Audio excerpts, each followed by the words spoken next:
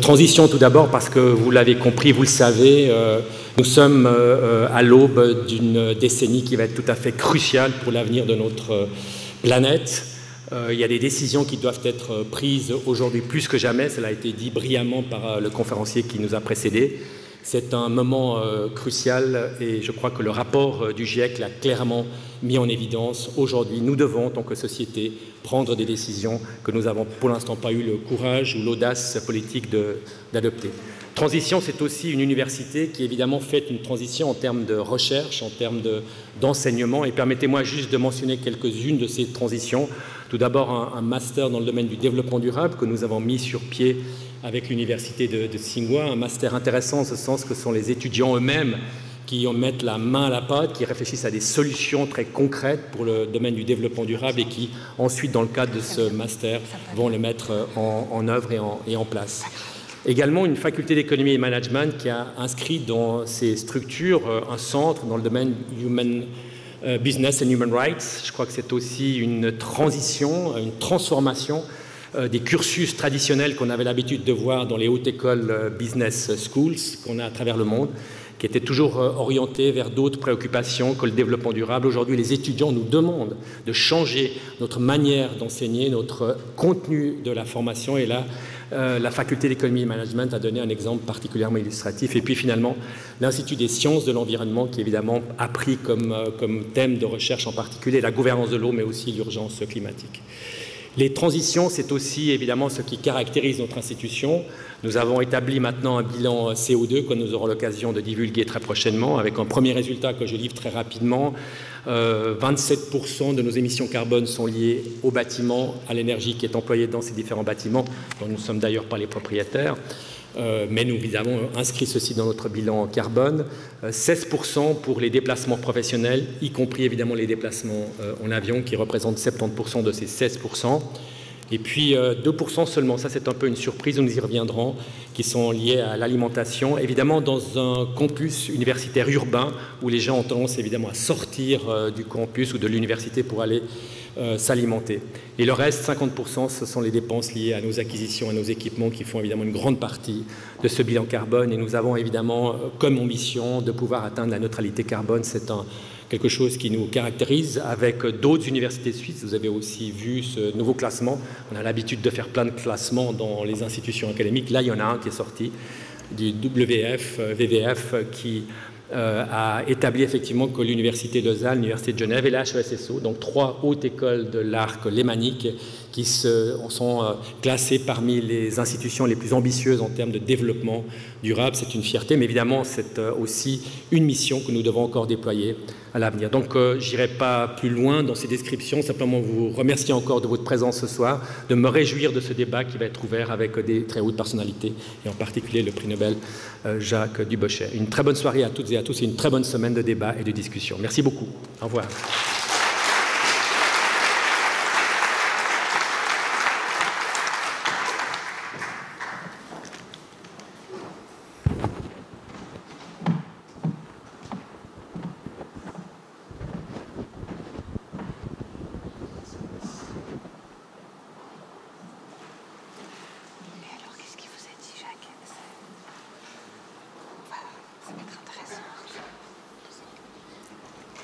Donc, mon propre était magnifique. Il a tout dit. Merci à lui. Comme je l'ai dit tout à l'heure, je vais dire la même chose avec l'accent vaudois. D'abord, les fêtes.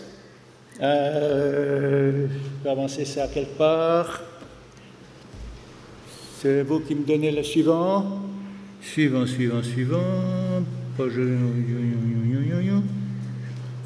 Vous me dites comment je fais?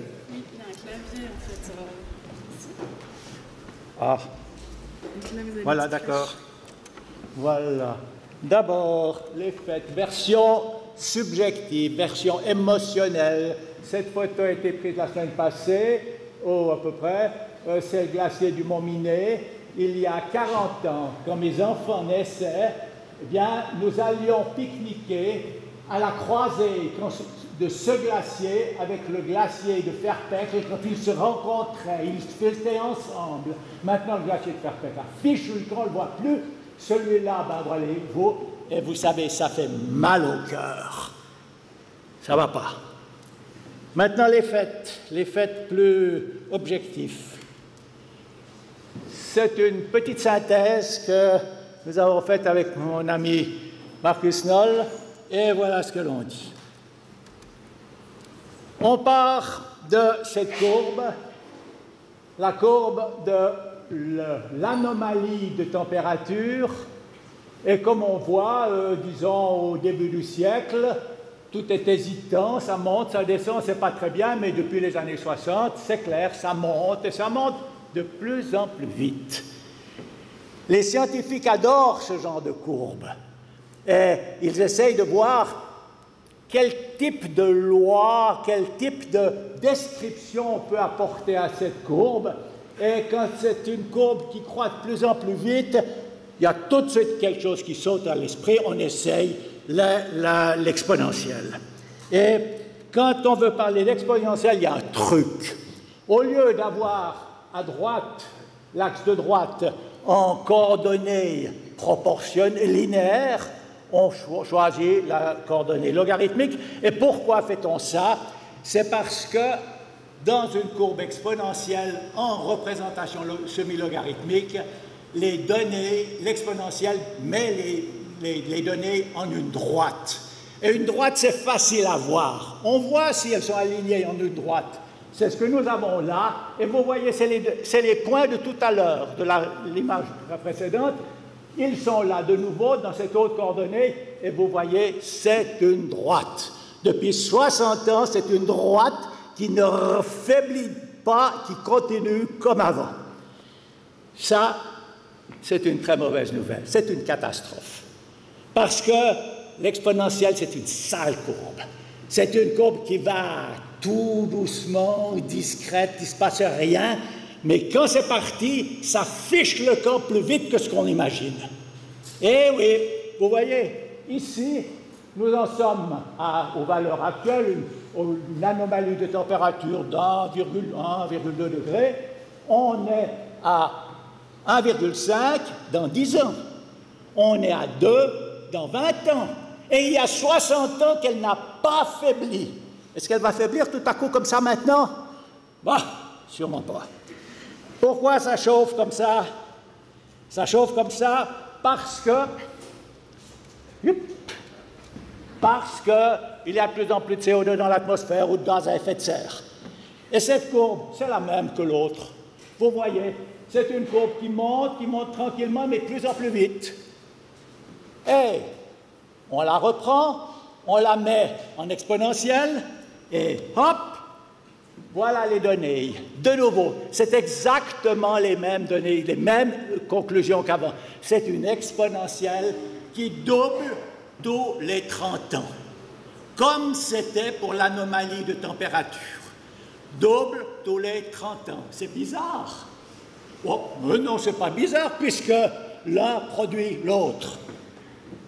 Mais attendez, ce n'est pas le CO2 qui produit l'augmentation de température. C'est le fait que nous brûlons, nous envoyons un supplément de CO2 dans l'atmosphère parce que nous brûlons du carbone fossile qui était dans la terre profond, classé là en bas depuis 200 millions d'années ou comme ça. On le sort et regardez la consommation de carbone fossile dans cette même représentation.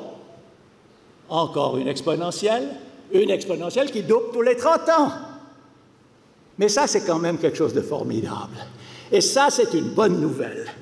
C'est une bonne nouvelle que, vous voyez, vous avez le carbone fossile, le CO2 dans l'atmosphère, voilà, et puis l'augmentation, l'anomalie de température. Et les trois sont liés d'une manière directe et quantitative. Ceci veut dire, ça c'est aussi la solution. La solution nous dit, il suffit d'arrêter le carbone fossile et on arrêtera l'échauffement de la température. Mais ouais, ce sera peut-être pas tout simple, parce que la Terre est un gros bateau. Et quand tout à coup on arrêtera de le pousser, eh bien, il ne reviendra pas tout de suite.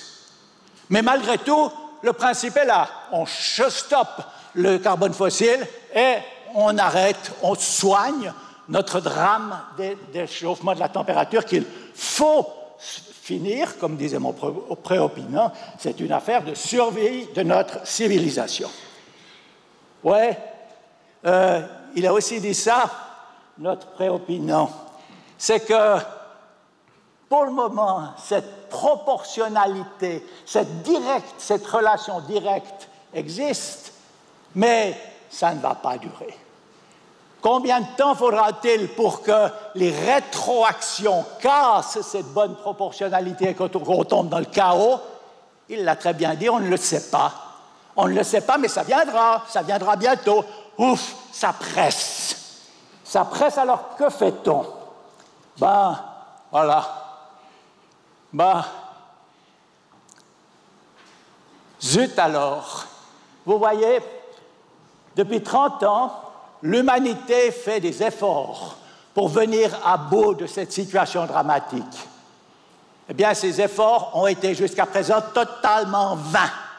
La courbe continue. Tout ce qu'on a fait, c'est comme de pisser dans un violon. Il s'agit de changer le rythme, il s'agit de faire autrement, il s'agit de... Ah, on avait la loi sur le CO2. Foutaise. Un peu mieux, on a... l'initiative pour les glaciers. Ça, c'est les chaussettes de l'initiative pour les glaciers. Et elle est bien, cette initiative. 2050, fini le carbone fossile. Ouais, mais notre gouvernement prépare un contre-projet qui dit la même chose, à un détail près. Fini le carbone fossile dans la mesure où on arrive. Ah! Eh bien oui, il faut changer le rythme, il faut fondamentalement changer le rythme. Voilà, on a assez dit. Attendez voir, j'en avais encore un là. Non? Bon, voilà. Il faut fondamentalement changer le rythme, on peut. On en a parlé tout à l'heure, merci M. Barrault, merci Aurélien, je me mélange. Et ben voilà, 15 mars de l'année passée, le nombre de malades de la COVID augmentait, se multipliait par 2,5 tous les jours. On était au 15 du mois. Il y aura, ça multiplié par 10 par toutes les semaines, on allait pour la fin du mois au collapse de notre système médical. Le gouvernement a pris des mesures, et puis 3 mois plus tard, la courbe était retombée, on avait 10 cas, presque, 10 cas de 10 malades par jour en Suisse. C'était formidable. Alors on s'est dit, oh, bon, ben, bravo, on a gagné. Puis on l'a gentiment laissé monter. Et puis, merde, on est tombé sur la deuxième vague. Alors, on a repris des mesures. Et puis, on est la troisième, et puis la quatrième. Chaque fois que ça monte un peu, on tape dessus. Et puis après, ça repart, puis on tape dessus. Il faut être courageux. Ils ont été courageux en mars de l'année passée. Mais le courage, c'est dur de le faire durer. Ah! Bon. Mon propre aussi parlait de conditions où on a fait la transition. Avec le COVID, l'échéance était à la fin du mois. Avec le changement climatique, l'échéance est dans 10 ans, peut-être 10 ans. Eh bien, c'est à peu près aussi ce type d'échéance qui a lieu après Pearl Harbor, quand, vous voyez, le président a fait venir ces gens tous ces gros industriels, elle leur a dit, ben voilà, maintenant, vous allez produire ce genre de bateau, ce genre de véhicule, et vous allez les produire en cette quantité. Ils sont devenus tout pâles, ils ont dit, mais c'est complètement impossible. Il leur a dit, non, c'est impossible. Si vous ne le faites pas, ben nous, on le fera pour vous. Et ils l'ont fait. Et puis, j'aime bien un petit détail dont je ne connais pas la finesse, mais j'aimerais en savoir plus. Mais ce que je sais, c'est qu'une de ces grandes firmes qui a produit des quantités de camions et de trucs invraisemblables pour la guerre, eh bien, arrivés à la fin de la guerre, sont venus avec leurs factures. Et ils sont allés au gouvernement, ils ont donné leur facture, $1. Et ça montre, quand il faut, ce n'est pas une question de fric, c'est une question de décider, on y va. Et ils sont allés, l'argent, on le trouve. L'argent, ce n'est qu'un construit collectif. Ben, il faudra le changer. Voilà. Maintenant, faut sortir du carbone. On l'a vu. Carbone fossile. Et je prétends... Au fait, c'est facile. C'est facile comme... Oh, c'est peut-être pas facile, mais c'est faisable. Vous voyez, par exemple, bon, le carbone fossile produit, nous donne, en Suisse, à peu près 80% de l'énergie. Mais l'énergie, ce n'est pas un problème. Le soleil nous en donne bien plus que ce dont on a besoin. Et savez-vous quelle est la forme d'énergie, la meilleure marché, la plus rapide à mettre en œuvre? Oh, vous le savez. Ce n'est pas le charbon, hein? C'est le soleil, c'est le vent. Il y a très peu de temps. Mais évidemment, il ne faut pas qu'on soit complètement bloqué pour ne pas pouvoir le faire. Mais au point de vue technique, au point de vue industriel, c'est le vent et maintenant le soleil a rattrapé. Alors, il y a à Genève une organisation que je connais un tout petit peu d'autrefois, qui est remarquable. Ce sont les services industriels de Genève. Eh bien, je verrais tout à fait que le service industriel de Genève, qui est aux mains de l'État, l'État décide, eh bien voilà, toutes les maisons genevoises dont le toit a une orientation correcte sont attribuées au service industriel de Genève, et ceux-ci ont 10 ans pour les équiper en panneaux solaires. On ne discute pas, on fait ça. Pourrait j'entends dire, mais c'est impossible. Où trouvera-t-on le personnel? Mais nous avons en Suisse, on dit, la meilleure formation professionnelle. On a nos fameux CFC. 3 ans pour former quelqu'un au CFC. Et 3 ans pour partir sur des voies, des conditions toutes nouvelles et d'avoir tous ces gens sur les toits. Ah, tenez, par exemple, tous ces pilotes dont on n'aura plus besoin. Ils n'ont pas le vertige, ils seront très bien là-haut. Ah, ça, c'est une mauvaise plaisanterie. Oui. Même chose avec les maisons. Les maisons qu'il faut rendre durables, qu'il faut isoler d'une manière, il faut refaire la substance habitable. Dans ma petite ville de Morges, on sait qu'il faudrait transformer ces maisons à 4% des maisons par année. On en est à dixième de ça, 0,4%. Comment pourrait-on faire pour le changer très vite? Eh bien, on se rappelle des années 1950. Il faut changer l'ambiance. Et en 1950, il y avait une très jolie chanson de Annie Cordy. Je vais vous la chanter.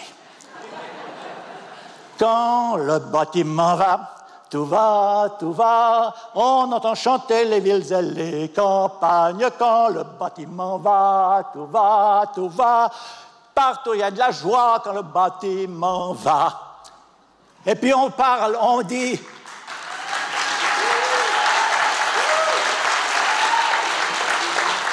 Et puis on dit, ça va être terrible, il y aura un chômage affreux, on va vers le mur. Mais ce n'est pas vrai. Il faut changer d'atmosphère, il faut changer de concept, et puis on peut y aller. Je parle d'un sujet qui me tient particulièrement à cœur, c'est le transport. Bon, un aspect du transport, c'est l'avion. Ah. Mais l'avion, ça se décompose tout seul. Voyez-vous, il y a deux types de personnes qui sont transportées en avion. Il y a ces gens importants ou ces scientifiques très importants qui vont à des congrès. Mais vous savez, la plupart d'entre eux ne sont pas très heureux d'aller dans les congrès. On s'y emmerde. Et puis, il faut aussi dire qu'il y a des très bonnes statistiques là-dessus. Les scientifiques qui vont beaucoup au congrès produisent moins que la moyenne des autres. Ça, c'est pour les hommes d'affaires. Il y a les moyens de réduire énormément l'usage de l'avion. Et les touristes. Je vous ai montré une jolie photo du Val d'Airain. Cet endroit qui s'appelle Ferpecle, mais c'est un des plus beaux coins du monde. Poussons le tourisme ici. Il n'y a pas besoin d'aller en Martinique pour passer du bon temps. Et ici, il faudra changer la façon de penser tourisme, et penser vacances, penser présence, penser repos, etc. L'autre jour, j'ai dû constater que pour aller à Gênes, depuis ma petite ville de Morges, il fallait 7h30 de train. C'est de la folie. Alors qu'on pourrait y aller en 3 heures. Ah! Quant à l'autre aspect du transport, c'est la voiture. Alors la voiture, ça ne va pas. Et ce n'est pas en voie d'aller mieux. On est en train de remplacer la voiture, le concept voiture, non de le remplacer, de le garder strictement le même, de le rendre plus cher et de remplacer un moteur thermique par un moteur électrique avec tous les ennuis des batteries actuelles. On reste exactement dans le même cadre. Mais un groupe intéressant s'appelle Technology Assessment. C'est un groupe qui réfléchit sur les développements technologiques en Suisse. Il est dirigé par l'ancien conseiller fédéral Leuenberger. Et là, nous réfléchissons à tout ce genre de technologies qui pourraient être autres. Et vous voyez, il y a des travaux remarquables qui sont faits sur un système qui... Voilà, ça fonctionne comme ça. On a les CFF, régie fédérale, et on étend les CFF à une régie qui s'occupe aussi des transports individuels. Je sors mon petit appareil, j'appelle les CFF, et les CFF m'envoient une voiture autoconduite qui vient devant chez moi. Si je suis tout seul, c'est une petite voiture. Si je dois déménager, c'est un petit camion. Et ceci, 10 ans. Voilà, on pourrait donner cette tâche au CFF, Régie nationale, pour donner à tous les moyens de transport entre l'individu et la collectivité et la capacité, ce que l'on peut attendre d'un tel moyen de transport, mais ce serait beaucoup mieux que ce que l'on a maintenant, avec, en plus, toutes les bagnoles qui se taillent, plus de bagnoles. Regardez la rade de Genève. Chaque fois que je viens ici, je me désespère de voir cet endroit qui est un plus bel endroit du monde, qui est pollué de voitures partout. Vous, les Genevois,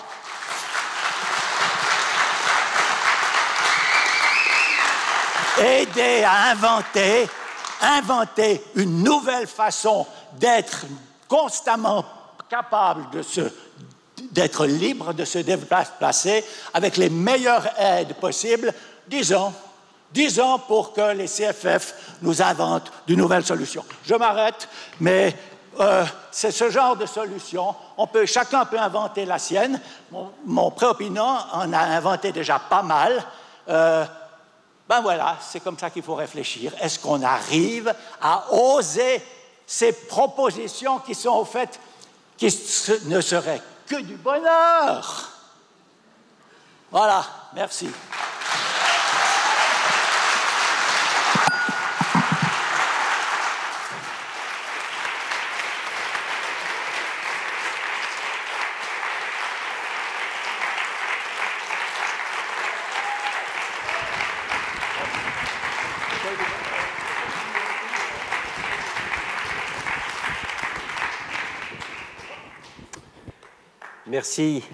Merci Jacques.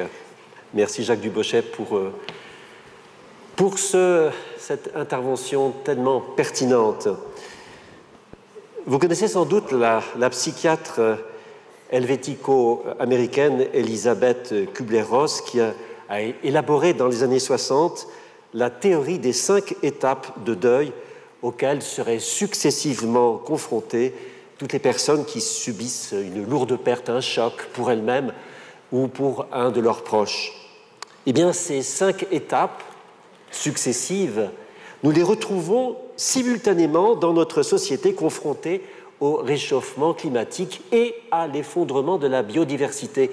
On n'en parle pas assez de cet effondrement de la biodiversité qui est un problème très grave aussi. Alors, la première étape, c'est le déni. Non, le réchauffement, ça n'existe pas. C'est une histoire qu'on nous raconte, mais ce n'est pas vrai.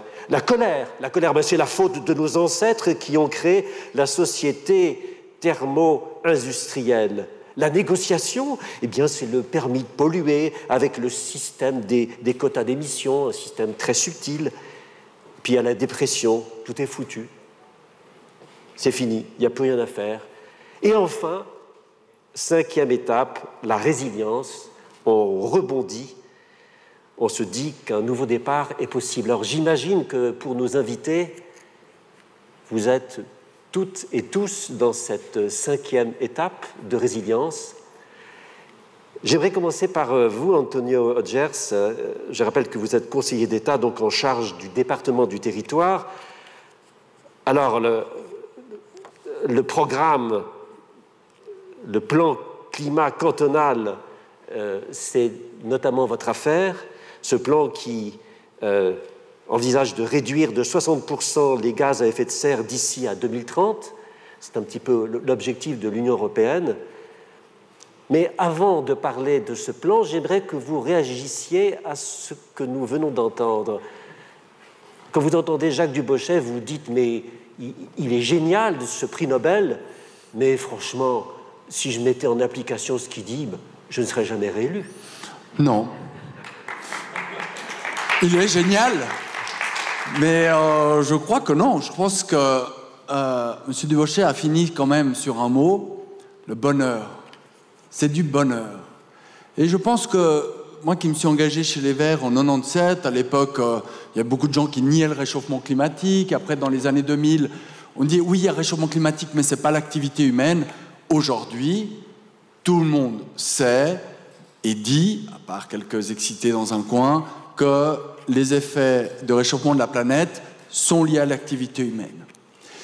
Et il faut aller plus loin. Aujourd'hui, et ça a été dit par l'intervenant tout à l'heure, on sait comment réduire ces gaz à émissions, à effet de serre. On sait aujourd'hui techniquement ce qu'il faudrait faire pour atteindre la neutralité carbone. Et on ne le fait pas. Et pourquoi ?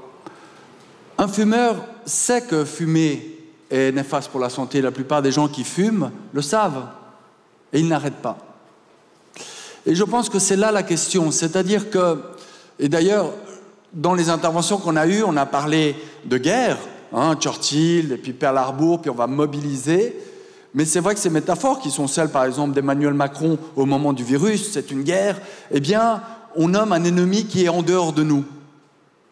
Mais ce qui est compliqué, en lien avec le climat et la biodiversité, comme vous l'évoquez, c'est que l'ennemi est en nous, si je puis dire.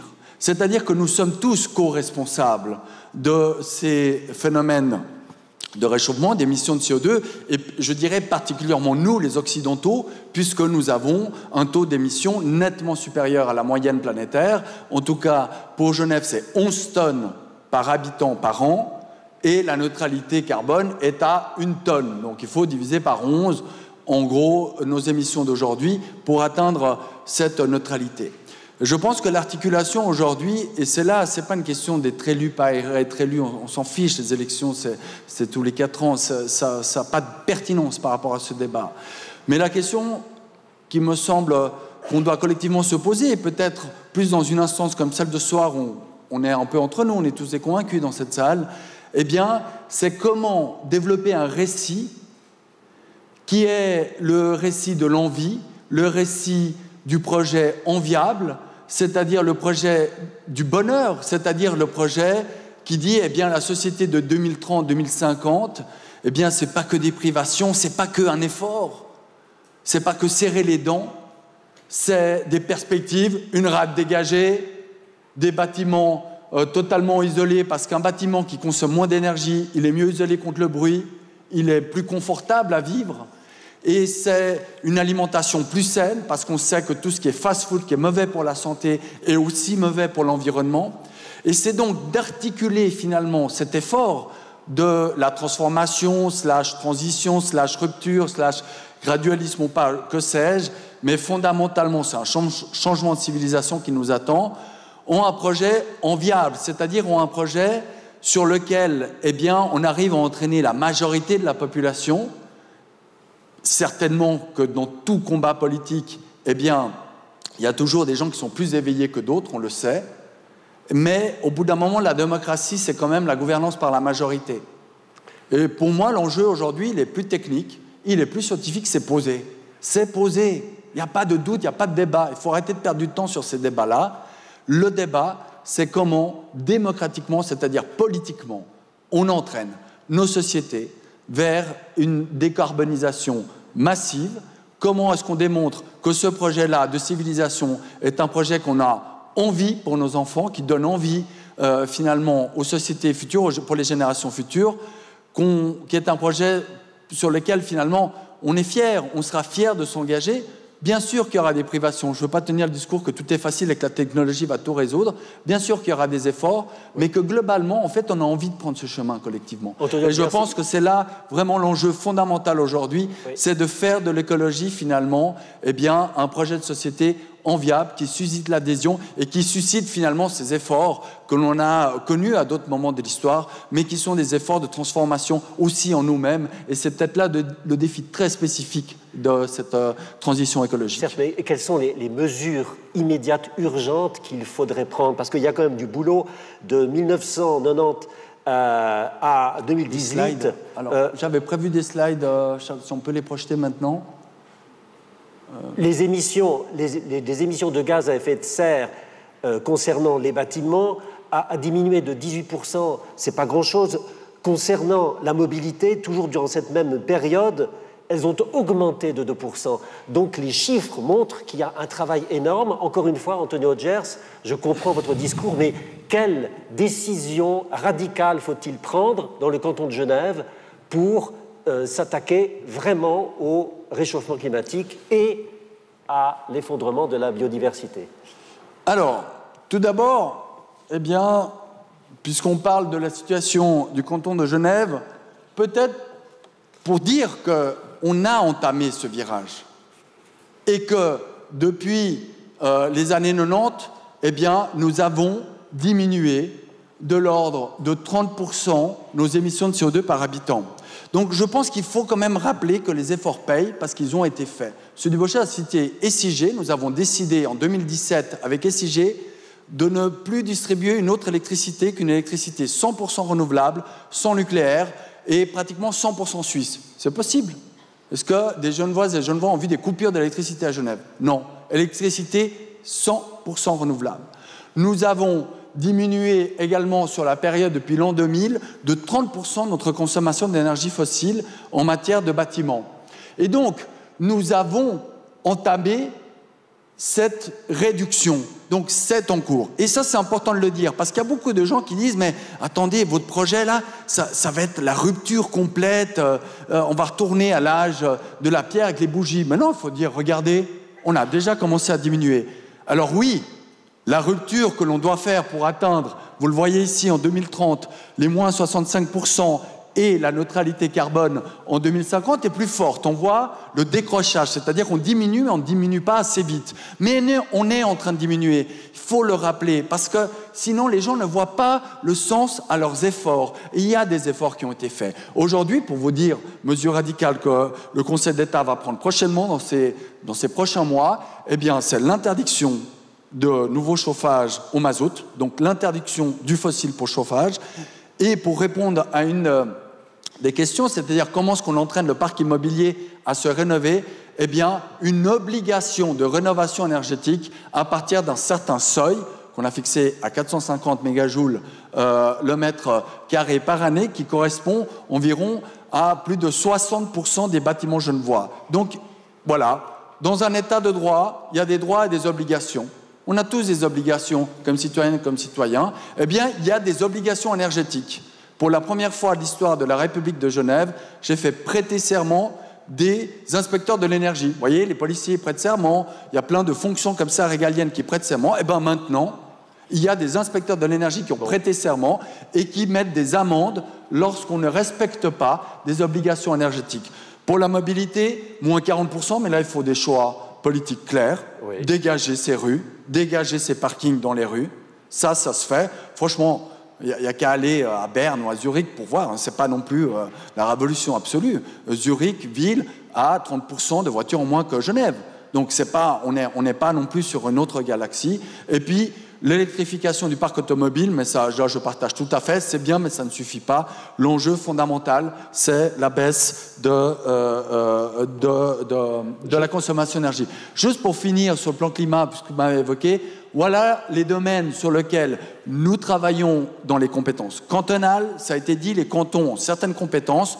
On n'a pas de compétences en matière de consommation. Et ça, il faut le dire, un des grands volets de l'impact climatique, est bien celui de la consommation des biens et des services qui dépendent de taxes, qui dépendent des modèles économiques aussi qui sont les nôtres. C'est aussi un des sujets que l'on doit aborder. On ne pourra pas atteindre la neutralité carbone avec le modèle économique aujourd'hui, parce que ce modèle-là est basé sur la consommation croissante et permanente de biens et services qui eux-mêmes ont un impact climatique démesuré.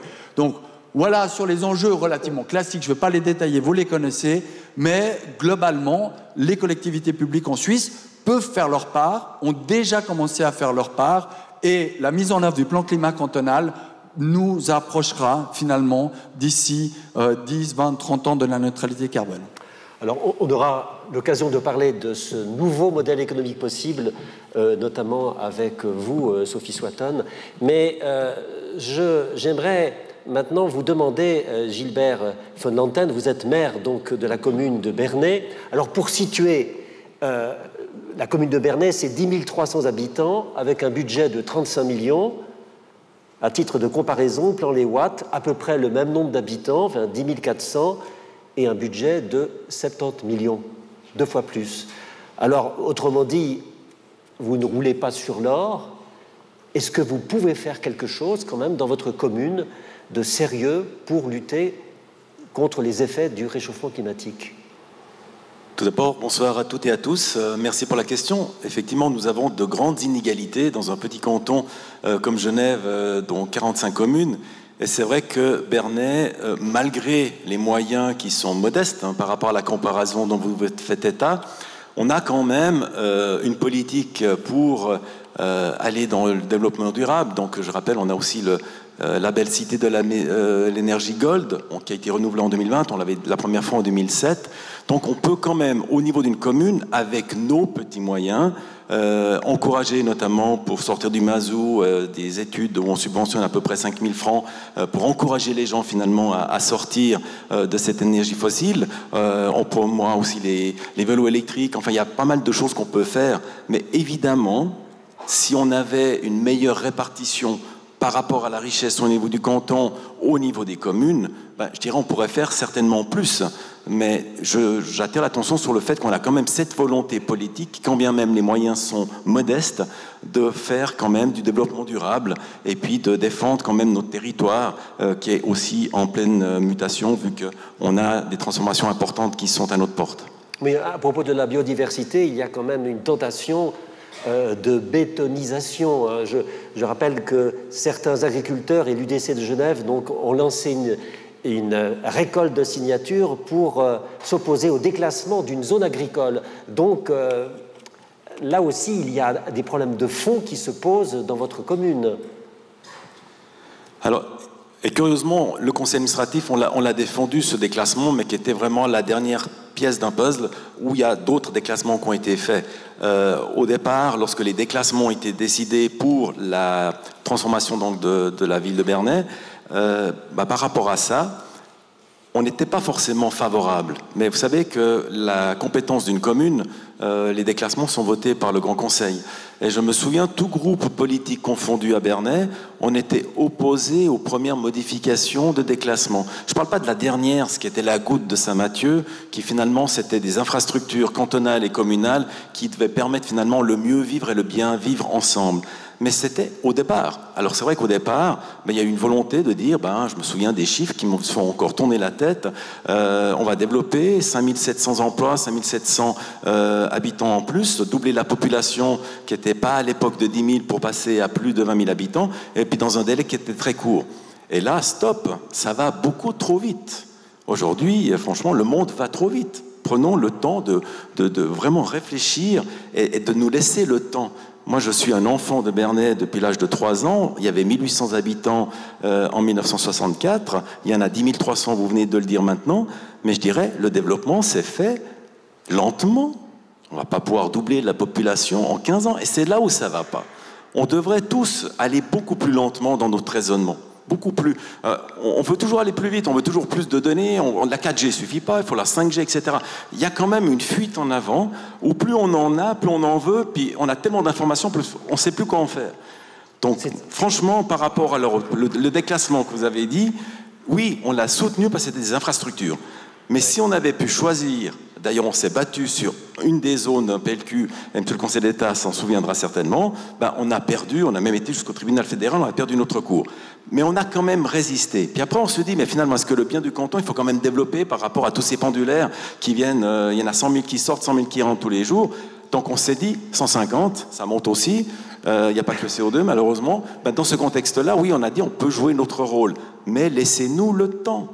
Laissez-nous le temps. Donc on a 4 PLQ en force maintenant. Moi je suis pour aller un après l'autre et prendre le temps de faire un développement pour que les nouveaux habitants, on puisse nous aussi les assimiler. C'est presque un discours de décroissance.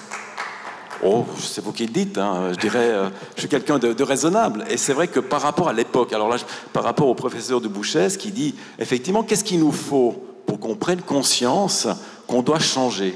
Mais c'est dur de changer. On parle de la résilience. La résilience, c'est quand on a vraiment acté un fait et on ne peut plus revenir en arrière.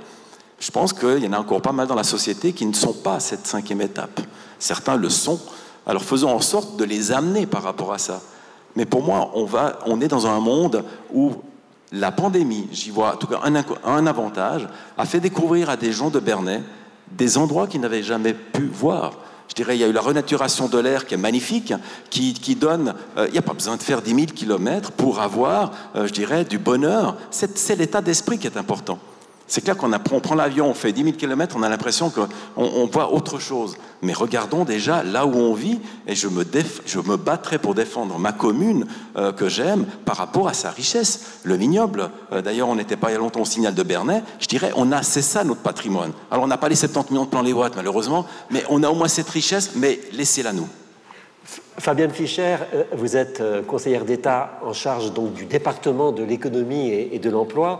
Alors si je comprends bien, pour vous, les actes individuels sont importants, sont indispensables, mais il faut agir directement avec les entreprises. Alors que proposez-vous, qu'attendez-vous plutôt des entreprises pour qu'il y ait un tournant sérieux dans les mesures prises contre le réchauffement climatique et la biodiversité. Excusez-moi, je rajoute toujours cela parce qu'on n'en parle quasiment jamais. Oui, merci. Bonsoir à toutes et à tous.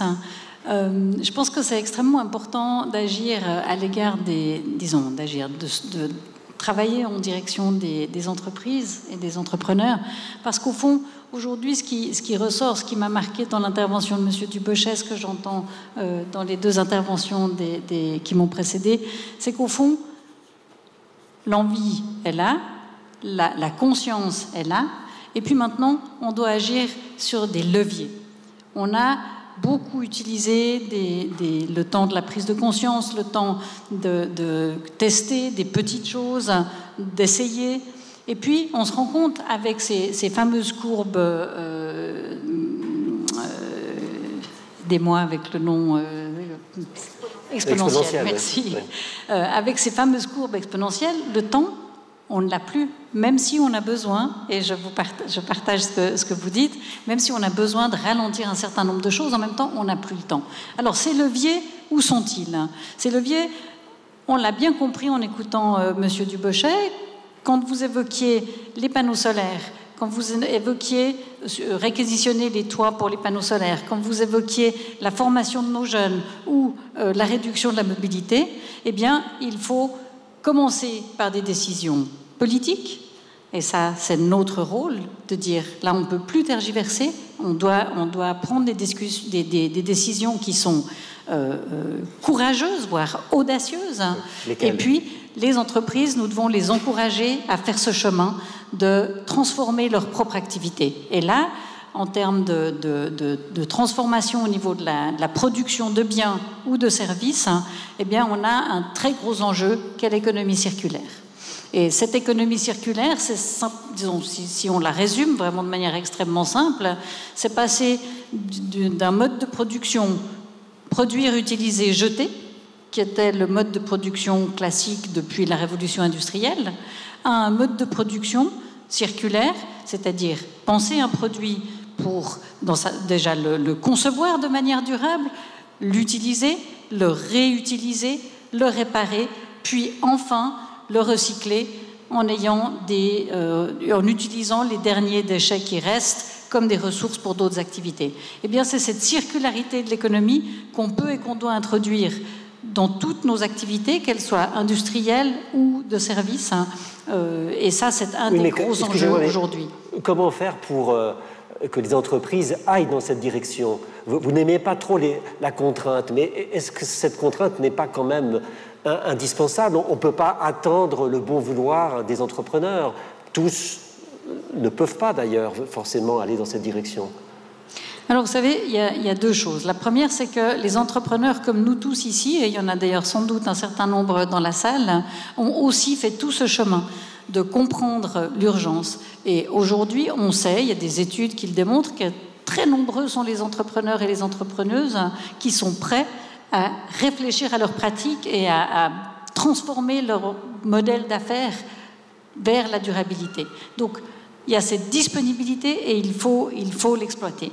Ensuite, si je reviens sur l'exemple de la réquisition des toits pour les panneaux solaires, évidemment, il va falloir le génie des SIG pour installer tous les systèmes, mais il va falloir beaucoup d'entreprises pour le faire.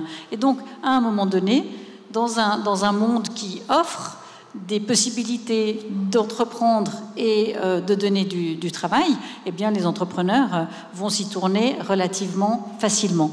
Pour le moment, ce qui doit être fait, c'est vraiment de l'incitation à transformer le modèle de production. Et cette incitation, elle doit venir par toute une série de mécanismes qui d'une part, il ne faut pas perdre de vue que pour une entreprise, c'est un investissement de prendre le temps de changer son modèle de production. Eh bien, il faut les soutenir si elles sont prêtes à investir en temps, en argent, en disponibilité, en compétences pour ça. Et puis après, il faudra les encourager à atteindre les résultats qu'elles se sont fixés. Sophie Swatton, vous êtes économiste, philosophe et présidente de la Fondation The Hain, qui est à l'origine du revenu de transition écologique. Alors, dans les très très grandes lignes, vous me corrigez si je ne suis pas exact, le revenu de transition écologique est un revenu qui est octroyé donc à une personne qui s'engage dans une activité de transition écologique et solidaire. Elle n'est pas toute seule, elle est aidée, elle est coachée, elle est en relation avec, par exemple, une coopérative de transition écologique, et donc c'est tout un mécanisme, c'est toute une nouvelle économie qui est en route. Alors est-ce que c'est cela? C'était vraiment dans les grandes lignes, et puis ensuite vous pourrez me dire dans quel territoire ce revenu de transition écologique est expérimenté. Oui, alors merci pour la question. Je crois que il faut juste m'activer, c'est bon. Ça marche. Merci pour la question. Donc effectivement, pour faire un peu le lien dans ce qu'on peut entendre parmi les interventions précédentes, c'est qu'on a besoin de leviers. Et dans les leviers, il n'y a pas que la technologie. Et effectivement, il y a ce côté aussi de désirabilité de la transition. Et donc le RTE s'inscrit là-dedans, dans une économie linéaire qui a été très bien rappelée. Donc se dire comment est-ce qu'on peut produire, inciter les entrepreneurs à mettre en œuvre un modèle économique qui soit circulaire. Il faut aussi penser qu'il ne faut pas trop extraire non plus, c'est-à-dire recycler, mais en faisant attention sur la prédation sur les ressources. Et donc le RTE, oui, ça serait une forme d'incitation, je dirais, à la fois individuelle et dans une logique de territoire, aussi un peu plus vaste, pour que les personnes puissent avoir effectivement un revenu ou un complément de revenu pour se lancer dans une activité, mais ça ne suffit pas. Donc une formation également adéquate. Donc je pense aussi à tous les emplois au niveau de la formation, ça c'est énorme. Il était tout à l'heure rappelé par Jacques Dubochet les CFF en 3 ans. Donc comment est-ce qu'on pourrait... C'est mieux comme ça? Oui, oui. Ok. Donc comment... Ça grésille pas trop? Oui, oui. Non, okay. C'est bon. Donc comment penser aussi une partie de formation par rapport à l'emploi, et puis une mise en réseau, parce que ça ne suffit pas de former des personnes, encore faut-il qu'elles puissent être engagées par les entrepreneurs, donc de ne pas former de manière, je dirais, stérile, et qu'on se retrouve après sans emploi, ce qui serait une catastrophe au niveau de la visée, mais pouvoir permettre à toutes ces personnes ou de monter une activité inscrite dans les limites planétaires, ou d'intégrer une entreprise qui a déjà souhaité se tourner vers une économie qui respecte les limites planétaires, donc qui respecte la biodiversité. Donc voilà pour le RTE, je dirais, un outil parmi d'autres. Il y a de la TVA circulaire, il y a de l'écotaxe, on a parlé de la rationnement tout à l'heure des quotas, qui est une mesure certes peut-être plus radicale, mais pourquoi pas. Donc plusieurs combinaisons possibles, mais qui a vocation, je dirais, à soutenir les emplois. Parce que dans l'énergie, il faut poser les panneaux solaires, il faut produire aussi des plans au niveau architecte urbanisme pour réfléchir aux villes. On voit souvent qu'il peut y avoir des décalages entre les impératifs de logement, que ce soit au niveau de l'habitat, au niveau aussi du déplacement, de la rade de Genève ou ailleurs. Donc comment est-ce qu'on peut investir massivement dans la formation de nos jeunes et moins jeunes pour activer des leviers de création d'emplois dans la transition écologique et solidaire? C'est ce que vise un peu le RTE. Alors, soutenir des emplois, ça tombe bien, puisque le canton de Genève, le chômage est traditionnellement le plus haut en Suisse, c'est 4,9% contre 2,8% je crois pour la Suisse. Antonio Gers, que pensez-vous de cette initiative au sens large du terme du revenu de transition écologique? Est-ce que vous pensez que c'est une manière effectivement d'entrer dans une nouvelle économie, de donner un nouveau souffle? Qu'en pensez-vous? Moi, je pense que ces réflexions-là, qui sont, c'est pas la même chose, je le précise, mais qui, on va dire, c'est une proposition cousine du revenu universel, sont des propositions fondamentales. Parce que vous avez vu qu'on parle d'écologie, vous voyez ma liste, des bâtiments, la mobilité, etc., etc. On parle très peu du modèle économique qui serait nécessaire et qui serait finalement adéquat par rapport à cette transition écologique ou cette société neutre en carbone. Et il y a un trend quand même du capitalisme, et ça a été théorisé il y a longtemps, qui est que si vous êtes un individu qui ne rentre pas dans une fonction utilitariste et productiviste en lien avec le système, vous êtes exclu du système. Alors, nos états sociaux sont forts, on réintègre les gens, Il y a d'ailleurs l'assurance chômage, et puis ça c'est le taux de chômage, mais parlons des gens qui sont à l'assistance sociale, qui sortent finalement de la considération, de la comptabilité, on va dire, du chômage, mais qui sont quand même des gens qui dépendent. Puis après, il y a tout le travail non rémunéré, notamment les mères et les pères au foyer, moins nombreux, mais qui existent quand même, et toute une activité finalement qui n'est pas reconnue, qui n'est pas comptabilisée dans le PIB, on va dire. Et donc, ces revenus-là, c'est-à-dire de décorréler l'apport, le travail, ce que je fais pour ma collectivité, d'une prestation valorisée par le marché d'emploi qui sous-tend finalement une économie capitalistique, eh bien, à mon sens, c'est fondamental. Parce que finalement, ces logiques d'exploitation intensive des ressources naturelles que nous connaissons depuis les révolutions industrielles, elles sont sous-tendues par un système du toujours plus, qui est lié au taux de croissance dont le système capitaliste a besoin. C'est une moto. S'il est stable, il s'arrête, il tombe. Et donc, pourquoi, d'une manière générale, il y a une adhésion des populations à ce système-là? C'est parce qu'il y a l'emploi derrière. D'ailleurs, vous avez remarqué, chaque fois que l'on parle de changements forts écologiques, il y a toujours la menace « ou attention à l'emploi hein ». C'est la menace qui porte, c'est l'emploi, parce que la plupart des gens ne sont pas des détenteurs du capital, on va dire, c'est une petite minorité de la population. Donc pour obtenir des majorités populaires, pour maintenir le système, on doit faire et donc cette proposition-là de Mme Swatton, comme d'autres, finalement viennent rompre la question de l'utilité de ma prestation d'être humain pour la société, de sa valorisation pure, je dirais, par le marché de l'emploi à des fins utilitaristes. Et je pense que c'est fondamental. Je pense que nos sociétés devront aller de plus en plus vers une reconnaissance, finalement, d'un apport pour la collectivité, qui est dans le milieu, quand les grands-parents s'occupent des petits-enfants, c'est là. Il y a plein d'exemples au-delà d'un exemple qui serait institutionnalisé. Mais l'humanité s'est toujours faite aussi de toutes ces fonctions qui ne sont pas rémunérées, mais qui sont fondamentales pour son fonctionnement. Ces idées, ces propositions nous permettent d'aller plus loin et de valoriser le fait qu'on peut contribuer à la société sans forcément avoir un emploi rémunéré par une entreprise qui elle-même vend des produits qui sont dans la logique capitalistique que j'évoquais. Fabienne Fischer, on a besoin d'indicateurs, hein, on a besoin d'indicateurs pour savoir où l'on va. Et Antonio Gers a mentionné le PIB, qui est un mauvais indicateur, on le sait, puisqu'il mesure des richesses qui n'en sont pas et il ne tient pas compte de vraies richesses qui en sont. Quels indicateurs aimeriez-vous voir pour que les entreprises puissent véritablement changer? Comment mesurer tout cela? Alors, il y en a évidemment de nombreux, et ça fait partie du travail à effectuer que de se doter d'un système d'indicateurs qui permettent vraiment de mesurer la durabilité de l'activité économique, d'une part, et puis de mesurer la manière dont on atteint les objectifs qui permettent de constater finalement à quel rythme et dans quelle mesure on arrive à réaliser les objectifs qu'on s'est fixés.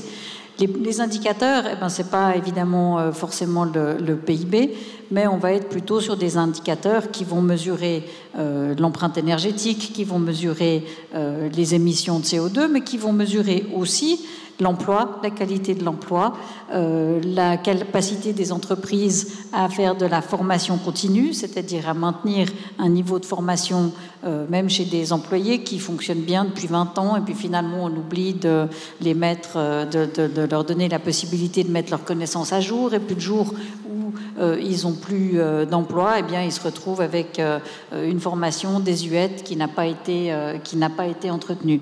Alors, sur l'emploi, c'est aussi clairement un des critères de durabilité de l'activité de l'économie, parce qu'une personne qui perd son emploi, ou 10 ou 100 ou 1000, c'est des personnes pour lesquelles on a un coût énorme de réinsertion, alors qu'un investissement régulier dans la formation, dans le maintien de la capacité à être actif dans une entreprise, réduit les coûts sociaux et augmente le bonheur, la qualité de vie pour chacune et chacun. Une question qui s'adresse à celle ou celui qui veut répondre.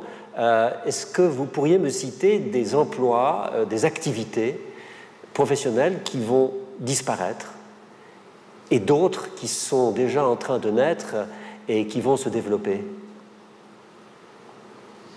Oui, dans les emplois qui vont disparaître, malheureusement, on sait que dans un secteur, par exemple, comme le tourisme, ou encore dans un secteur comme tout ce qui est lié à l'aéronautique, au transport aérien, il va y avoir des pertes d'emplois en masse. La numérisation d'un certain nombre de secteurs d'activité va faire disparaître des emplois dans les services. Donc oui, ça, on sait déjà quels sont les types d'emplois qui commencent à disparaître et qui vont disparaître, et qui expliquent aussi en partie pourquoi, à Genève notamment, on a un taux de chômage qui est relativement élevé.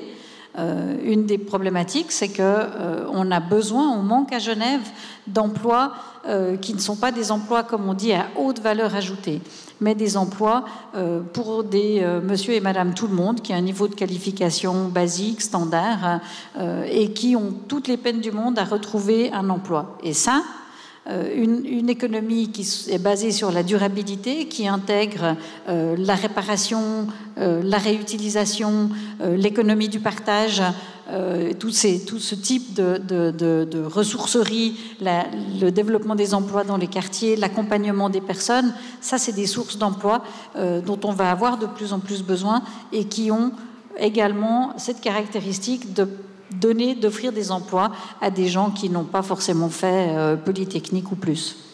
Sophie Swatton, je reviens sur le RTE. Il est expérimenté donc en France, dans plusieurs territoires. Il suscite également des études dans le canton du Jura et dans le canton de Vaud. Qu'en est-il pour Genève? Qu'en est-il pour Genève? Alors, je suis très, très heureuse parce que je n'aime pas beaucoup les silos. Et là, c'est un bon exemple de voir comment on peut croiser les exemples de lutte contre le réchauffement climatique avec les SIG, ce qui a été très bien expliqué par Antonio Gers tout à l'heure. L'emploi, voilà, avec des communes aussi, une prise en compte de tout ce qui peut changer. Et donc, sur le canton de Genève, nous venons sous, je dirais, l'hospice général, sans mauvais jeu de mots, donc sur une initiative de l'hospice général, un premier groupe de travail revenu de transition écologique vient d'être fait et validé avec différents représentants et partenaires, donc ils ne sont pas en silo, avec la ville de représentants de la ville de Meyrin, de l'Office cantonal de l'emploi, de l'Office de l'action, de l'insertion, de l'intégration sociale, ATD Carmonde, Suisse, qui nous semble extrêmement important, et puis on a un représentant de la Chambre de l'économie sociale et solidaire et d'une entreprise d'insertion, Réalise, dont j'ai vu l'un des dirigeants ici, avec bien sûr la fondation Zoen. Alors pourquoi c'est intéressant? C'est parce qu'on n'a pas la réponse aux questions. Demandez aujourd'hui quel est le modèle économique. Je vais pouvoir vous parler des expérimentations qui sont faites en France, mais ça n'aura pas d'intérêt par rapport au territoire genevois, par rapport à ce qui peut se faire sur Genève. Jura, ce sera encore autre chose, le Valais pareil, voilà. Donc il faut prendre en compte ce qui se fait sur le territoire, quels sont les acteurs qui font déjà, et comment ensemble, dans un groupe de travail structuré, sur une année, on peut réfléchir pour faire des propositions concrètes pour que les porteurs de projets ne soient pas que des ingénieurs ou des bobos, que des start-up, mais également des personnes, monsieur ou madame tout le monde, comme l'a dit Patrice Fischer tout à l'heure, et comment on peut réfléchir ensemble à faire des emplois et de ce RTE une réalité pour proposer un véritable modèle économique. Peut-être une dernière question avant que je vous donne la parole. On est un petit peu en retard, mais j'aimerais beaucoup que le public puisse s'exprimer aussi. Gilbert von Lanten, dans votre commune, donc à Bernay, quelle serait pour vous la meilleure voie à suivre justement pour encourager ces nouvelles activités qui vont vers la transition écologique et solidaire? Qu'est-ce que vous souhaiteriez faire pour aller dans cette direction? Tout d'abord, on essaye aussi par rapport aux jeunes, donc par rapport aussi à cette situation économique difficile, d'avoir de plus en plus de places d'apprentissage, donc d'avoir aussi des jeunes qui viennent faire des stages au niveau de la commune, mais c'est vrai que dans les différents métiers dans une commune, je dirais, je vois pas comme ça les nouveaux métiers qu'on pourrait créer. On a quand même toujours on a aussi engagé des spécialistes au niveau du développement durable pour nous aider finalement à faire les réflexions, notamment on a mis des ruches tout près de la mairie pour produire du miel. Enfin, il y a pas mal de nouvelles activités, mais qui sont pas encore vraiment, je dirais, répertoriées comme une activité traditionnelle d'une prestation qu'une commune peut faire. Mais on a quand même cette volonté de biodiversité, et c'est vrai qu'à Bernay, on a de la chance d'avoir un certain nombre de vignerons. On a encore un domaine avec des paysans. On va avoir un projet avec une ferme agro-urbaine. Là aussi, on va avoir, je dirais, des nouvelles activités pour promouvoir les produits du terroir, donc production, et puis après la vente et la consommation aussi sur place. Je dirais, on doit vraiment, Fabienne Fischer a dit, d'avoir une économie circulaire. Je dirais, il faut vraiment qu'on consomme.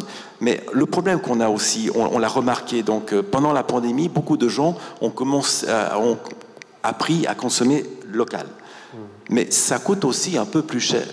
Alors, certains peuvent se le permettre, d'autres malheureusement pas.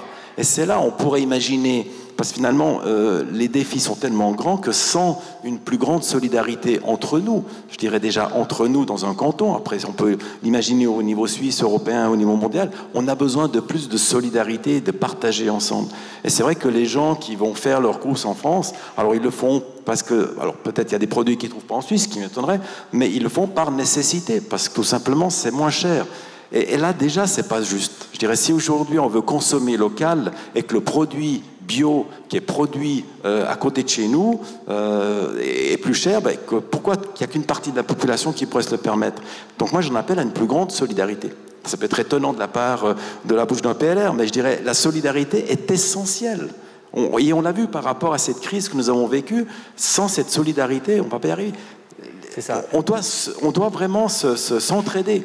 Et c'est vrai que une commune comme Bernay, moi je le cite volontiers parce qu'il y a une émission magnifique de sa fille, c'est Graff qui fait donc les bufflonnes.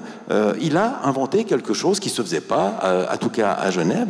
Donc il a fait l'élevage. Donc il fait l'élevage, il fait aussi, certains, bouchez-vous les oreilles, font aussi de la boucherie. Mais enfin il y a le cycle complet parce qu'il y a quand même encore des gens qui mangent de la viande. Mais je dirais, on a une économie circulaire. Ça c'est vraiment l'exemple typique.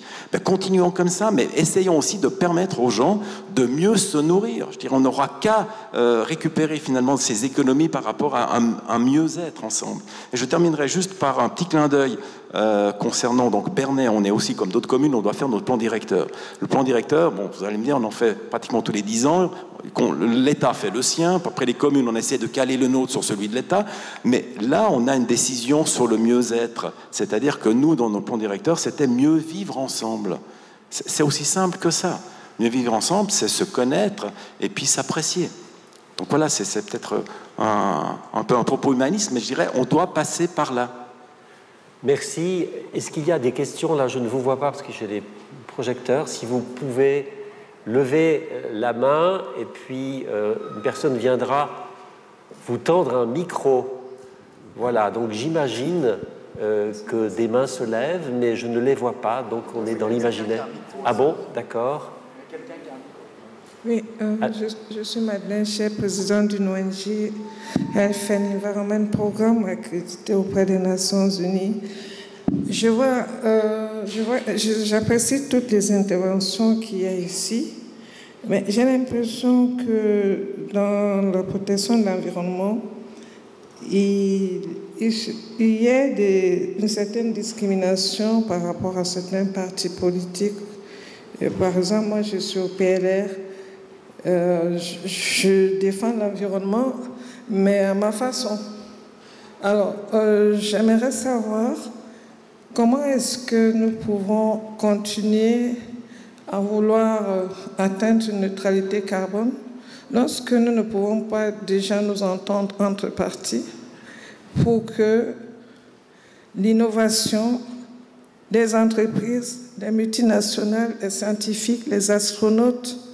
Parce que quand je parle d'astronautes, on sait bien qu'il y a beaucoup de projets aujourd'hui pour aller dans l'espace. Est-ce que ces projets à long terme ne pourront pas encore plus polluer notre environnement? C'est bien qu'on s'accuse nous-mêmes que nous sommes responsables de tous ces gaz à effet de serre, mais je crois que la plupart de ce qu'on va vivre dans le futur ou les générations futures reposent sur la technologie.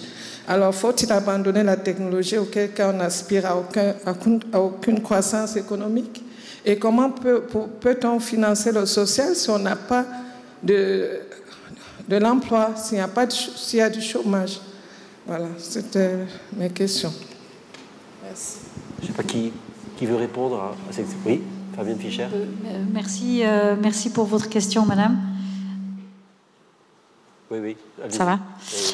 Oui. Sur la technologie, je pense que, et l'innovation, je partage avec vous la nécessité de soutenir l'innovation. Je pense toutefois que l'innovation n'est pas nécessairement technologique. Il y a toutes sortes d'innovations. On peut pas penser aussi à de l'innovation sociale, comme par exemple le revenu de transition écologique serait véritablement une innovation sociale, ou un revenu de base inconditionnel aussi. On peut penser à des innovations organisationnelles, à des innovations culturelles, des innovations high-tech, mais aussi des innovations low-tech, notamment autour de toutes les questions de ressourcerie et d'économie du partage, où on ne possède plus des objets mais où on les partage. L'innovation doit être comprise de manière très très large, et c'est dans cet esprit qu'effectivement je pense qu'on doit soutenir et que les pouvoirs publics doivent soutenir l'innovation. Une autre question? Oui. D'abord là, puis après, ensuite vous, madame. Bonsoir, Olivier de Marcellus du collectif Break Free. J'ai une question pour nos conseillers et conseillères d'État. La Banque nationale suisse a des investissements dans les énergies fossiles qui nous mènent sur une trajectoire de 4%, de 4 degrés de réchauffement.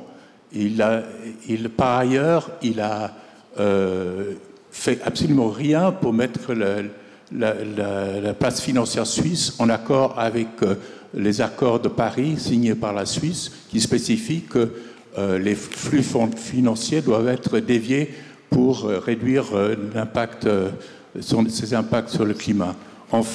Et en troisième lieu, la Banque nationale suisse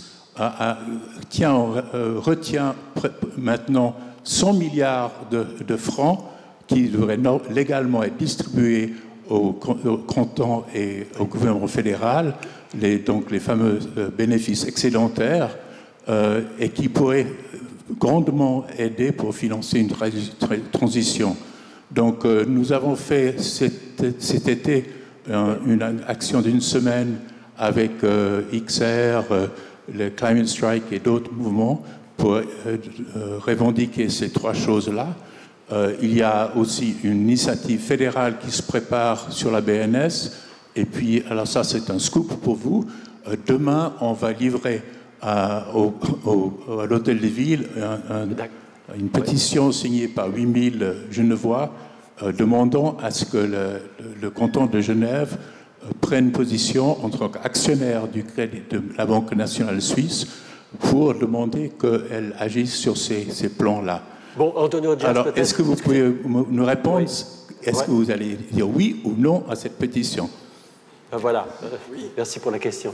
Je vais de la lire demain, mais je trouve que l'exemple donné par Olivier est assez illustratif de à quel point nos sociétés sont dépendantes de la rentabilité du pétrole. Parce que je vois déjà l'argument, on a déjà parlé un peu de cette question, bien évidemment. Eh bien, la BNS sert les finances du canton. Parce que ce problème-là, parce que les rendements de la BNS qui rentrent, au bout d'un moment, ils servent aussi au fonctionnement de certaines institutions du pays. C'est pareil pour les caisses de pension. On a le débat. Là, la BNS, c'est national, mais on a des caisses de pension cantonales qui ont encore des investissements dans les énergies fossiles. Mais que nous dit-on, et du côté patronal et du côté employé, c'est qu'il faut bien payer les retraites. Et que par conséquent, les plus hauts rendements possibles de ces caisses de pension sont les bienvenus. Et à mon sens, je pense que là, vous avez parfaitement raison de cibler en fait ces institutions qui sont des institutions, on va dire, parapubliques, parce qu'on n'a pas un droit de décision immédiat comme ça, comme autorité publique, mais qui sont rattachées à la sphère des entités publiques de notre pays, Et je trouve que chaque fois que l'on thématise en disant « mais est-ce que vous ne devriez pas renoncer à ces investissements fossiles ?» eh bien, on nous rétorque en disant « mais ça va réduire les rendements et on aura moins d'entrées dans les caisses publiques. Et on devra, pour les caisses de pension, eh bien, on pourra moins bien payer les retraites à terme. » Et ça, cette logique de dépendance, c'est là où on doit faire des choix courageux pour les casser, en fait. Parce que c'est là où on est tous, entre guillemets, intoxiqués par cette économie carbonée, par cette dépendance aux fossiles. Pour revenir sur notre débat initial, est-ce qu'on déclare la guerre à Hitler, à cet ennemi extérieur, ou est-ce que nous-mêmes, on est intrinsèquement, finalement, liés à cet enjeu-là? Je trouve que ça, c'est un bel exemple de changement qu'à mon sens, on doit faire, mais en assumant les conséquences. C'est-à-dire que les conséquences, c'est que ces institutions-là auront moins de rendement. C'est pas grave. Sauf qu'on aura moins d'argent public de ces rendements. Fabienne Fischer, vous vouliez compléter? Oui, très brièvement pour compléter ce que dit mon collègue Antonio Hodgers, c'est l'enjeu de ce qu'on appelle la finance durable. Alors aujourd'hui, on utilise le terme finance durable pour dire à peu près tout et n'importe quoi. Il n'en demeure pas moins qu'à mon sens, c'est un domaine dans lequel il est très important que nous nous engagions en élevant les critères, les exigences de ce qu'on considère comme étant durable dans la finance, mais précisément aussi bien au niveau international qu'au niveau des institutions bancaires comme la Banque nationale suisse, c'est important qu'il y ait un mouvement et des revendications non seulement de militants comme vous le faites, mais aussi du côté des collectivités, des autorités locales pour exiger une plus grande cohérence dans les activités financières auxquelles nous participons. Et puis, de ce point de vue-là, il faut aussi que nous, Genevois, nous ayons le courage d'intervenir au niveau de la Confédération avec d'autres cantons pour aller dans le sens d'exigences de durabilité de l'action des activités financières. Mais tout ça, on doit aussi avoir en perspective le fait que ça ne baisserait des rendements que dans la mesure où, parallèlement, la finance durable ne permettrait pas de développer des activités qui ne seraient pas nocives pour le climat et qui seraient, à leur tour, rentables. Donc, le temps pendant lequel il y aurait une baisse de rentabilité, si les choses se font d'une manière, de la manière qu'on imagine, eh bien, ne serait que temporaire, même brève. Et il faut avoir le courage aujourd'hui de dire les investissements doivent aller vers des activités durables exclusivement. Une dernière question, peut-être de la salle, oui, madame. Voilà, donc merci de faire des questions courtes. On a encore jusqu'à moins 5. Questions courtes et réponses courtes. Gardez votre masque pour des raisons Covid. Voilà, il faut vraiment que vous gardiez... Merci. Merci beaucoup. On nous a introduit le propos par les limites planétaires. Je pense que c'est la base. Il y a effectivement beaucoup de recherches dessus. Il y a un travail qui est sur les objectifs de développement durable, et Genève est au cœur de cet écosystème avec les Nations Unies, qui vise à justement démontrer qu'on peut réaliser ces objectifs dans le cadre des limites planétaires. Et il y a eu une expérimentation à Genève qui visait justement à décliner ces objectifs de développement durable à l'échelle des entreprises, de leurs produits, de leurs services. Ça s'appelait Best for Geneva et qui visait à orienter l'acte de consommation des consommateurs genevois pour favoriser les activités de la transition qui favorisent du coup ces objectifs mondiaux de transition. Donc du coup, la question que je me posais, c'est aujourd'hui, est-ce que cette initiative, elle est soutenue, elle existe toujours? Et je fais le lien également parce que cette initiative, elle est ici à Genève, mais elle est également expérimentée en France, dans le territoire que la Fondation Zoën justement soutient. Ils ont rajouté du coup le dispositif de salariat en plus, enfin de financement via le... Donc voilà, je m'interrogeais de comment cette initiative qui a été lancée à Genève, aujourd'hui, est-ce qu'elle existe toujours? Est-ce qu'elle va être continuée? Et comment vous comptez accompagner les entreprises? Voilà, qui veut répondre rapidement? Tu peux répéter l'initiative? Elle s'appelle Best for Geneva. C'était lié à Bicorp aussi, sur des critères d'un nouveau modèle économique pour les entreprises, avec des critères qui ne soient pas axés que sur la rentabilité, mais également permettant d'inclure, sans être attaqué par les actionnaires, de pouvoir utiliser un profit limité, lucrativité limitée, mais avec également des impacts, une question très importante, on a parlé des indicateurs, Fabienne, vous avez parlé des indicateurs. Donc ça veut dire de prendre en compte aussi, et surtout, j'ai envie de dire, les externalités négatives. Parce que jusqu'ici, dans les produits, c'est le consommateur, c'est le consommateur, la consommatrice qui paye les coûts de la bonne conduite de l'entreprise. Et ça, c'est absolument pas normal. Donc il devrait y avoir un incitateur. Et si je me souviens bien, effectivement, Best for Geneva acté dans ce sens-là. Pour conclure, j'ai commencé ce débat avec les 5 étapes de deuil donc d'Elisabeth Kubler-Ross. Alors j'aimerais que chacun d'entre vous, mais très brièvement, me dise où en êtes-vous? Est-ce qu'il vous arrive de visiter l'une de ces 5 étapes ou alors vous êtes définitivement dans la résilience? Antonio Gers? Allez, c'est le cœur qui parle. Hein. Ouais. Mais je ne me retrouve pas dans cette notion de deuil. Parce que je trouve que voilà, nos sociétés, elles changent en permanence. Je l'ai dit tout à l'heure, je pense que c'est un magnifique défi que d'aller vers ce monde qui va plus concilier l'activité humaine avec le respect de la nature et les limites de l'écosystème.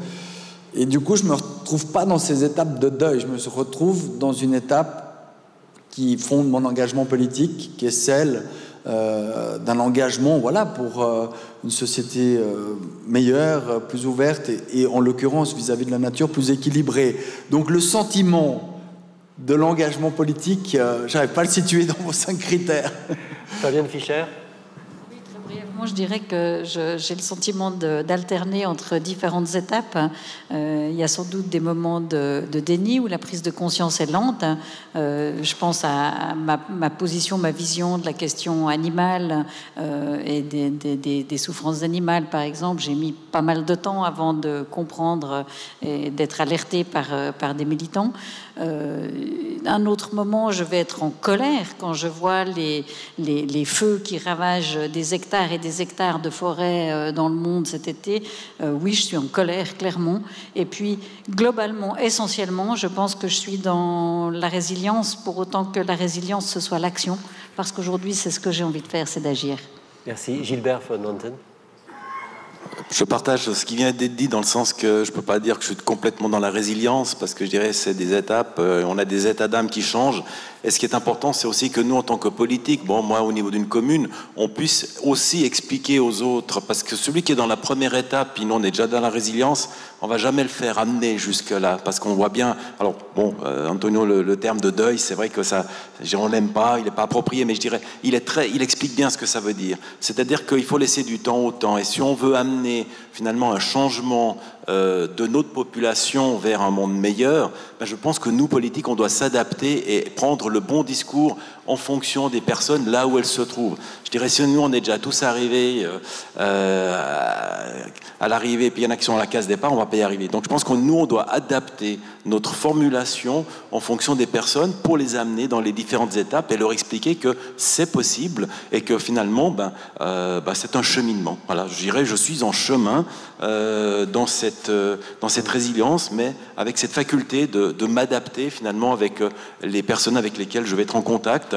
pour leur dire, voilà où on en est et puis voilà où il faudrait y arriver. Sophie Swatton. Oui. Alors, je dirais qu'il y a beaucoup d'émotions dans ce qu'on vit. Personnellement, je suis passée par toutes les étapes, je crois, en montagne russe. La colère, la tristesse, la culpabilité, voilà, l'énervement, vice-versa, enfin, voilà. Et puis, j'ai arrêté. C'est pas possible. Culpabilité, j'ai arrêté aussi. J'ai fait une fondation. Enfin, je suis arrivée, j'ai fait ce qu'on pouvait. Et je crois que maintenant, le deuil, j'aime plus trop. Ça s'est fait, c'est passé, on a fait, c'est bon. Plutôt renaissance, plutôt inspiration, plutôt écologie joyeuse, plutôt la notion de bonheur, plutôt de se dire, mais qu'est-ce qui fait qu'on pourrait trouver ça chouette ? Mais pas en imposant son point de vue. Vous m'avez questionné sur le RTE, donc j'ai répondu en RTE. Mais évidemment, je ne suis pas monomaniaque du RTE, on peut l'appeler différemment. On coupe les silos, on peut faire autre chose. Donc je dirais bienveillance, coopération, ouverture et les transitions. C'est-à-dire comment avoir de la joie, je pense toujours à Jacques Dubochet aussi, comment trouver des ressources en soi et autour de soi, ensemble, pour inventer, mettre ensemble des nouveaux récits, des nouveaux imaginaires, qui donnent envie de faire ensemble sans passer par la case deuil, etc. Mais de motiver, de rendre dynamique, d'inciter, et au final, voilà, de danser. Eh bien, merci à vous. En tout cas, si